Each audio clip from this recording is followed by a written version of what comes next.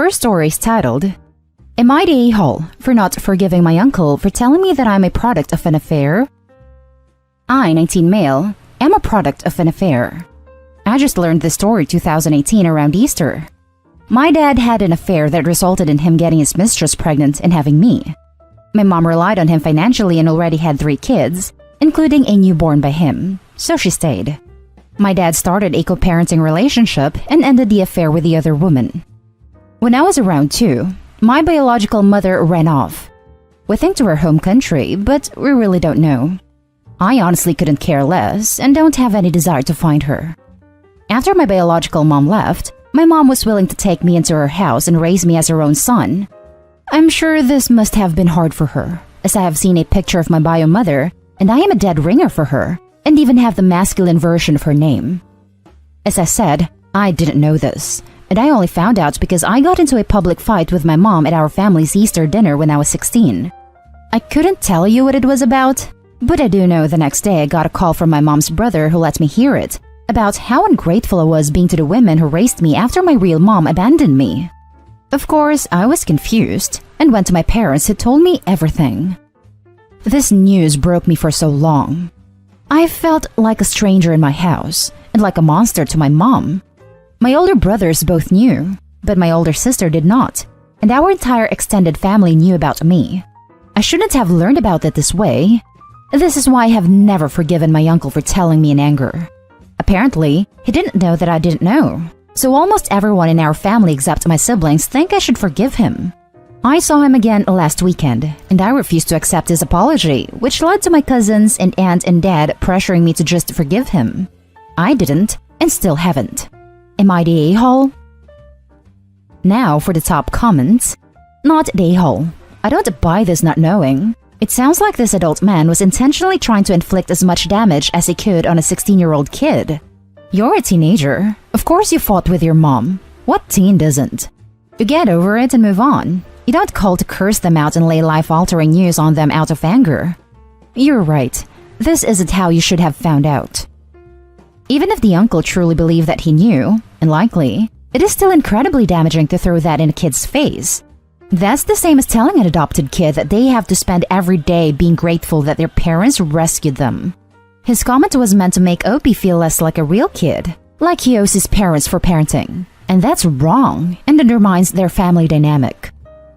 Not the a-hole. Even if he didn't know you didn't know, he still has no good reason to hang that over your head. The uncle is a total a-hole. That was not his news to share with Opie. The purpose of revealing that information did not come from a place scare, but rather maliciousness. The uncle is transferring his frustration with the father to Opie. There are 2 ways to read what your uncle did. 1, he knew you were unaware of your biological parentage and wanted to hurt you by revealing it in anger. 2, he genuinely thought you knew about your birth mother and thought it would hurt to remind you that you should be grateful because you have a mother that loves you despite you not being biologically hers. There is no scenario I can see where your uncle is not a raging a-hole. Not the a-hole. You should have been told in a kinder way by your parents. And I'm so sorry this is how you found out. I hope you are able to talk with your family honestly about how this is affecting you and that they don't push you to sweep this under the rug. If I may give you some advice, there is a huge difference between forgiving and forgetting. So while you may find yourself in the state of mind to forgive your uncle, it doesn't mean you are forgetting his cruelty. You don't need to set yourself in the position to be hurt again by this a-hole. Now for the next story. Am I the a-hole for disowning my biological father and calling him by his name? I was born as a bastard child when my biological parents were both 19 years old. I was told that since they lived in a highly Catholic country, my bio father tried to force my mother to get a termination to avoid getting shamed by the community. But she refused as abortion was illegal, expensive and just dangerous done illegally. Plus, it was against her own values, so she still had me. As a toddler, my mother and bio father lived together for a year before she moved out with me. He did not work, helped my mother with chores, saw other women, only spent his money on alcohol, and even forgot to feed me at times. Which made my grandparents and aunt furious, and told mother to live with them instead. She was fortunate that they were willing to forgive her and accept me despite their religion. My grandfather on my bio father's side would often give us extra rice, meat, milk and diapers because he felt guilty that his son didn't take care of me or mother. When I was 4 years old, my mother started to date a new guy and eventually they got married. He lived in another country, so she moved with me to his place. He adopted me. To me, he is my father. Even though we are not biologically related, he is still my dear father and no one can say otherwise. Fast forward to when I turned 14 and traveled to meet my relatives for the first time after moving away. Everyone was excited, and then I met him, my bio father, who I now called by his name, Jay. Wanted us to meet and talk alone, which I was shocked by because in all those years I've been away, he has never contacted me in any way until now. No good wishes or happy birthdays. I basically saw him as a stranger. We went behind the house and just sat there in silence. He was obviously drunk since he reeked of alcohol. He then started to apologize to me and told me that he loved me. I was kind of uncomfortable with the situation since I didn't know what to say because he was a stranger to me, but I figured he probably regretted his past actions. He repeated his apology some more while patting my back, and then suddenly put his hand on my butt and thigh. I don't know if I overreacted, but I stood up and ran away from him and told my relatives that I did not want to see him again. I did not know if he groped me on purpose or not, so I did not tell my relatives, but I was still scared of him. Doubled with my knowledge of his past, as well as disappointed that he was drunk for the first time meeting me in over 12 years. I just feel uncomfortable to call him dad because I do not love him. He wasn't in mine or my mother's life, and the time he did not act like a father. Now he tries to contact me every few months with a happy birthday my baby girl or more apologies, but I do not want to see him. Not the a-hole. It takes more than genetics to be a father. He wasn't there to raise you. Therefore, he is not your father. After 14 years, to be drunk and try to violate you is just disgusting. Don't ever see him again. Where does he get off calling Opie by an endearing pet name like baby girl when he did nothing to deserve such honor?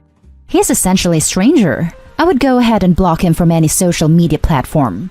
A family member should have supervised the meeting when Opie was 14, especially if the father was visibly drunk. I hope everyone knows that his lack of action, ignoring you for years, and his disgusting actions, unwanted touching, are the reasons Opie disowned their father. To me, he is my father. Even though we are not biologically related, he is still my dear father, and no one can say otherwise. A dad is what you said above, the person you call dad, not the person who calls himself dad. Not the a-hole. Being a family is a privilege, not a right. What on earth? OMG, so sorry this person is this way. I'm so glad you guys got away and found a good dad in life. This person, who happens to be biologically your dad, is not a good person. He lacks morals and is a predator. Sorry. Not the a-hole. He's the one who is less and whose life is sad. The next story is titled, Am I the a-hole for telling our son that if he drops out of school, he has 6 months to move out? This evening, my husband, 42 male, and I, 40 female, got into an argument with our 17-year-old son. He told us at dinner that he needs our signatures to drop out of school. We know that he has been struggling since remote learning started last year. We have worked closely with the school to develop an individualized education program, and he goes to therapy 3 times per week. His school has implemented everything that his therapist recommended, including reduced assignments, more time on tests, and frequent breaks during lectures. I have even cut my hours down to part-time at work, so that I can be home to help him when needed. He told us that if we won't sign the paperwork that as soon as he turns 18 in May, he will sign the forms himself and drop out. My husband asked what plans he had if he were to drop out, such as work, living situation, and transportation, and he said he was going to stay here so he wouldn't have to worry about any of that. We both told him that if he dropped out of school, that he would not be living here, that he would have 6 months in which he would need to find a job, a place to live, and his own transportation to get back and forth from work. We told him that if he is going to make the adult decision to discontinue his education, that he would need to be able to support himself, because we would not be doing that. My husband, a mason, knows several people who are looking for apprentices in HVAC and as an electrician, but our son says he doesn't want to do that kind of work. He says he wants to make his living as an influencer because he can't work for other people. We told our son that our decision stands, that at this time he has three choices: graduate and get a job/go to college, graduate and work a trade, or leave. Our son called us both stupid a-holes and told us we don't understand that he doesn't want to work like dad. Am I the a-hole for telling our son that if he drops out of school, he has 6 months to move out?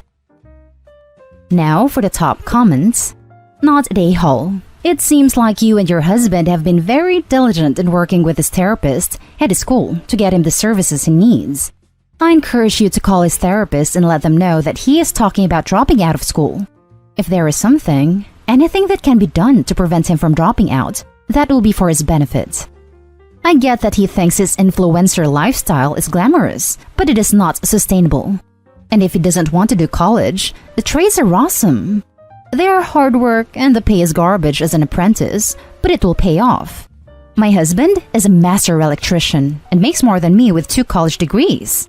If your son does decide to drop out, 6 months is more than enough time to get his ducks in a row. Stand firm and do not back down. Agreed, stand firm. Natural consequences are the best life lessons, not the a-hole. Not the a-hole. And if we wanted to work physically demanding jobs all the time, they wouldn't have to pay us. Oh, and rolling on the floor laughing my ass off. Making his living as an influencer? Lol lol lol lol. Same, laughing my freaking ass off. No one is going to be influenced by a 17-year-old high school dropout. Not the a-hole. You are giving him options. This is where he will learn the truth about being an adult. This is an excellent point. OP, you did not just say, stay in school or I'm throwing you out. You listened to his concerns and gave him viable options. I've known a few fairly successful people who did not finish high school, but still made good lives for themselves and raised a happy family. The options you gave are very reasonable.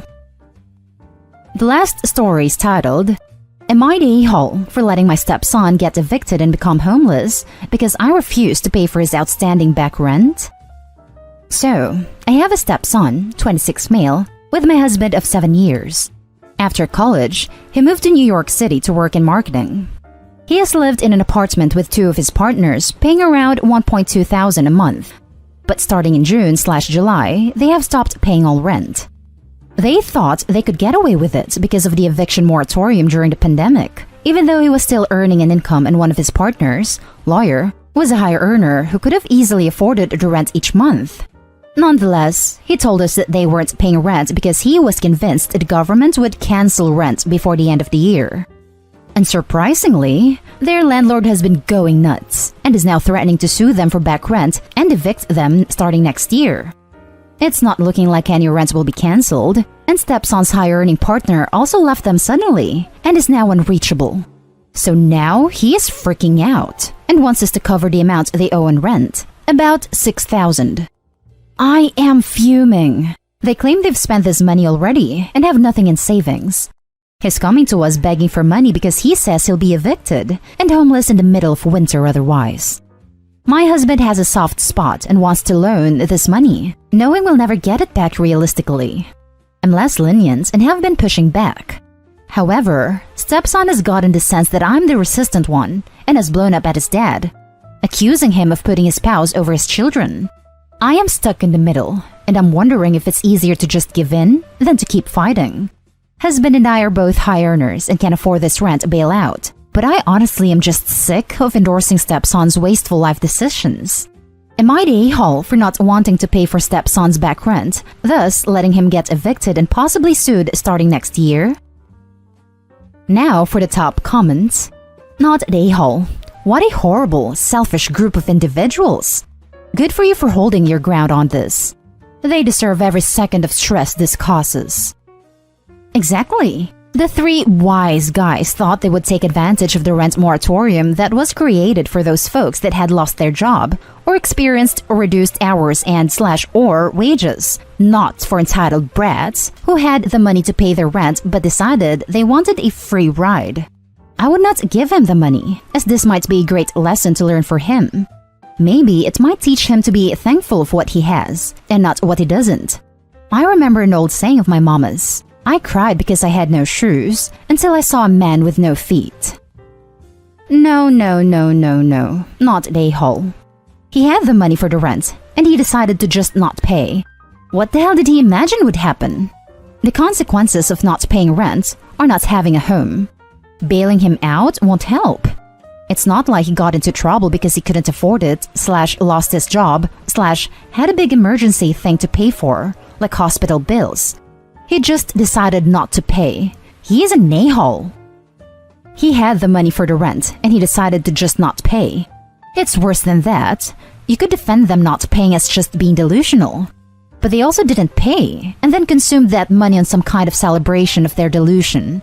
Specifically, not paying for something means you should have that money sitting in a bank account. Not the a-hole. He did this to himself.